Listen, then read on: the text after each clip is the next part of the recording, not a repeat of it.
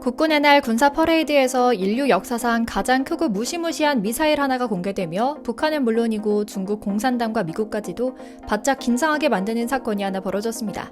우리가 힘을 갖추지 않는 세상에서 평화를 꿈꾸기는 어렵다는 대북 정책 기조에 맞춰 대규모 행사를 연 건데요. 마치 강한 군대를 보유하고 있어 영구 중립국이지만 그 누구도 건드리지 못하는 스위스처럼 확실하게 전 세계에 메시지를 보낼 수 있었던 이벤트였던 것 같죠. 죽음의 백조라 불리는 미군의 전략 폭격기도 축하 비행을 하며 주변국을 바짝 긴장하게 만들었고 우리 한국의 다양하고 강력한 무기들도 많이 공개됐는데요. 하이라이트는 따로 있었습니다. 바로 현무5 미사일인데요. 무려 9주 18개의 바퀴에 이동식 발사대를 탑재한 어마어마한 모습이었습니다. 발사관 자체만 약 20m에 달했고 위력은 핵무기에 버금갈 정도라고 알려져 있죠.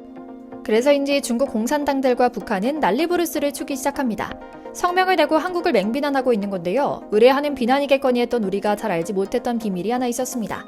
바로 일반인들에게 처음 공개된 괴물 미사일 현무5의 무시무시한 위력에 대해 미국 워싱턴 싱크탱크에서 한 핵탄두만 빠진 핵무기와 같다는 말에서 유추할 수 있는 겁니다.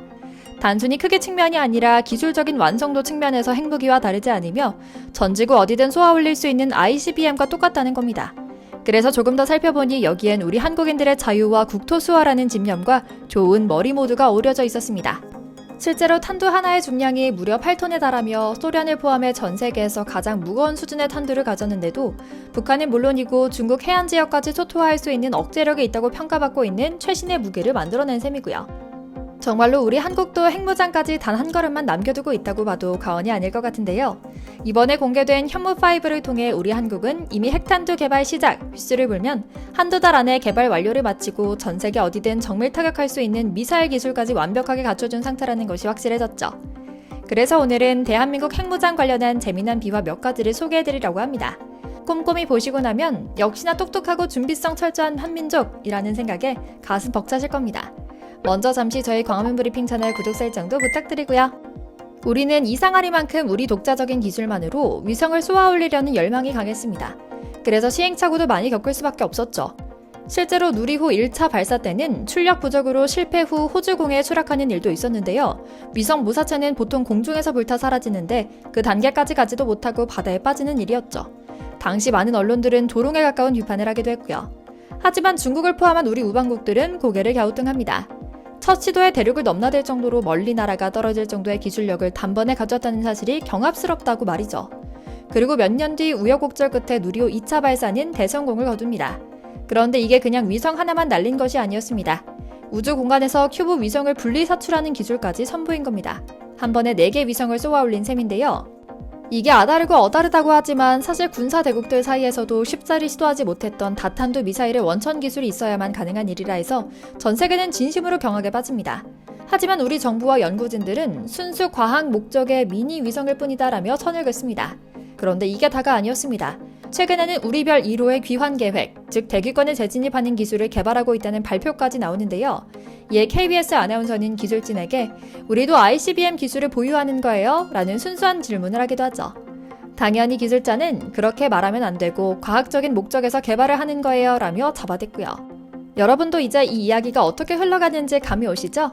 사실 이런 일은 수년간 계속돼 왔습니다. 한미 미사일 지침 해제 후 한 달 만에 SLBM을 개발했다며 국산 1호 도산 안창호함을 출항시키질 않나 한국 화약의 전신인 한화우주사업 부문에서는 우주를 향하는 기술이 아닌 지구를 향하는 기술을 연구합니다라는 아리까리한 비전을 선포하기도 하죠. 그리고 엊그제 공개한 현무5는 이 모든 것을 완성하는 연결고리였습니다. 말 그대로 핵무기의 직전 단계로 핵탄두만 실으면 전 세계 어디든 날아갈 수 있는 수준의 장거리 탄도미사일로 변형될 수 있기 때문인데요. 원자력 관련 기술이 이미 세계 최상위급인 우리 연구진이 수개월 내에 핵탄두를 개발해 핵정쟁에 뛰어드는 것이 무리가 아니라는 방증이기도 하죠. 그래서인지 당장 러시아와 중국이 반발하고 나섰습니다. 러시아는 한국과 우호 관계를 쌓아온 것에 대한 정면 대결이라고 경고하고 나섰으며 중국은 한국같이 무책임한 소국이 가져서는 안 될 무기다. 중국 같은 책임 있는 대국만 이 무게를 짊어질 수 있다라며 이 틈을 타서 또다시 무시하는 모양새죠. 그러나 우리 대한민국의 핵무장론은 하루 이틀 나온 이야기는 아닙니다. 우리가 전쟁광이어서도 아닙니다. 우리는 우리를 지키기 위해 힘을 비축하고 있을 뿐인데요. 당장 북한이 핵무기를 갖고 있다는 사실이 확실시되면서도 우리는 미국 등 강대국끼리 맺은 조약으로 우리 스스로를 지킬 수 있는 핵무기조차 갖고 있지 못하다는 사실이 분할 뿐이었죠.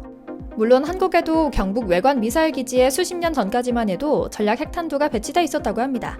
지금은 아니라고 하지만 최근 이스라엘도 미국 말을 듣지 않고 러시아와 중국, 북한이 손을 잡는 모습이 연출되기 시작하자 미국에서도 한국에 다시금 전술핵 재배치 및 한국 자체 핵개발 무장 등 다양한 대안에 대한 한미 정부 차원의 검토와 전략적 공론화를 추진해야 한다는 목소리가 나오고 있습니다.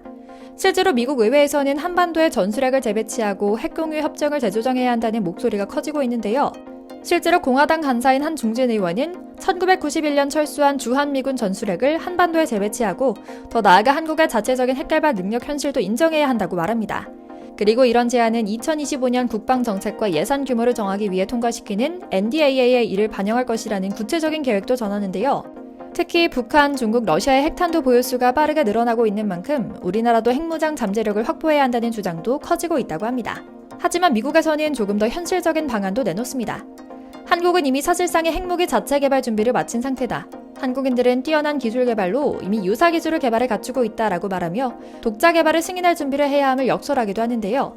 실제로 한국은 미사일 사거리 관련 제약 조건이 해제됨에 따라 몇 개월 만에 탄도미사일 개발을 완료했다고 발표하면서 이미 기술 개발을 마친 것이 아니었냐는 나름 자랑스러운 의심을 받기도 했죠.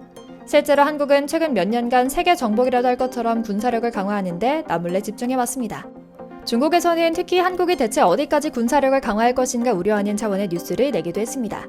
이 매체는 한국의 주요 전쟁 시나리오가 독침 전략을 핵심으로 삼고 있다는 점에서 특별하다고 언급합니다. 대부분 국가가 소규모 국지전을 예상하며 전략을 수립하는데요. 현재 한국군은 극단적일 정도로 총력전을 가정한 국방 계획을 세우고 있는 것입니다. 남한의 자유를 지키기 위해 우리 한국 사람들은 북한의 괴멸할 의지가 가득한 민족이기에 당연한 일이죠. 실제로 미국에서도 주변국인 러시아, 중국 같은 강대국을 상대로 전쟁을 한다면 한국은 패배하겠지만 승리한 상대국가도 정상적인 국가 운영이 불가능한 상태가 될 것이다 라는 분석을 내놓고 있기도 합니다. 즉 전면전을 벌이는 나라가 어디든 간에 한국은 건드리면 죽는다는 정신으로 적의 핵심 시설을 무력화시켜서 재건하기 힘들 정도의 피해를 입히겠다는 것입니다. 그리고 그 무기체계의 중심에는 미사일이 있습니다. 실제로 몇 년 전 개발된 현무4는 800km의 사거리와 2톤이라는 세계 최대 수준의 탄도 중량을 갖춘 탄도미사일로 전술 핵무기급 미사일로 평가받고 있죠. 군사 전문가들이 부르는 별명도 괴물 미사일입니다.